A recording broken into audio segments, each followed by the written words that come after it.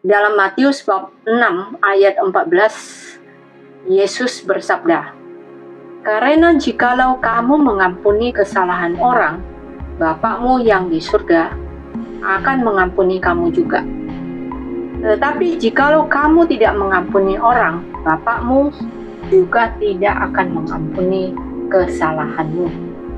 Dengan frasa berbeda, kita juga membaca dalam kitab Markus bab 11 ayat 25. "Dan jika kamu berdiri untuk berdoa, ampunilah dahulu sekiranya ada barang sesuatu dalam hatimu terhadap seseorang, supaya juga Bapakmu yang di surga mengampuni kesalahan-kesalahanmu." Mengapa Yesus ingin kita mengampuni kesalahan-kesalahan orang lain?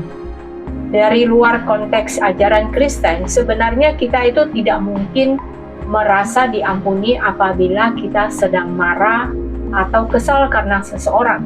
Ini bisa dikatakan sebagai jawaban psikologis.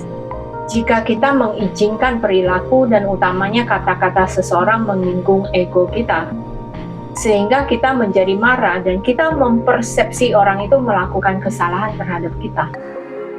Mungkin kita anggap dia sudah menghina kita, merendahkan, atau menimbulkan rasa kesal. Persepsi ini harus kita sadari terlebih dahulu. Caranya adalah naik ke atas, lebih tinggi daripada persepsi tersebut sehingga jelas tampak antara pelaku dan perilakunya. Setelah bisa memaklumi perilakunya dari sudut pandang lebih tinggi, selanjutnya kita mudah memaafkan pelakunya. Dengan demikian baru ada damai dan pantas untuk meminta ampun dari Yang Maha Pengampun. Semula saya juga sulit mempraktekkan ajaran Tuhan ini, sampai akhirnya saya memahami beberapa asumsi neurolinguistik programming. Yang pertama, the map is not the territory. Peta bukanlah wilayah.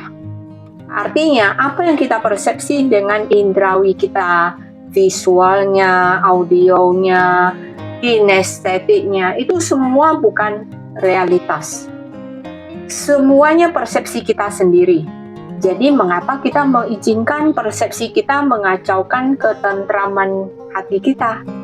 Yang kedua, people are not their behaviors. Tuhan Yesus ingin kita saling mengasihi satu sama lainnya.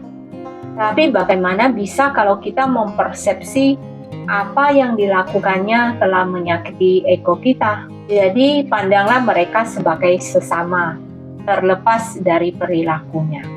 Setiap saat Anda merasa tersinggung dan timbul perasaan marah, berhentilah sejenak dan periksa kembali persepsi Anda sendiri. Dengan berbuat demikian, Anda telah menempatkan diri lebih tinggi dibandingkan ego Anda sendiri. Lalu remehkan perilaku maupun ucapan yang kurang baik yang telah dilakukan orang lain. Maafkan pelakunya atau orangnya tanpa perlu Anda beritahukan saat itu juga.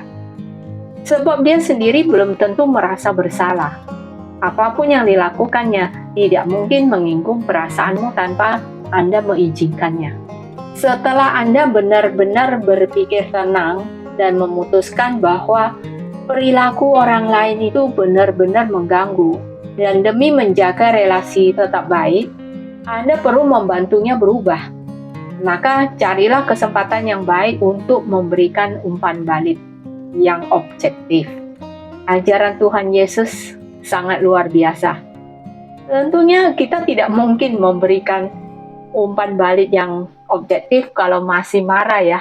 Jadi memang harus mengampuni terlebih dahulu.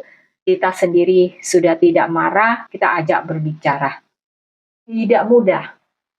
Tapi dengan berkat Tuhan semuanya bisa. Amin.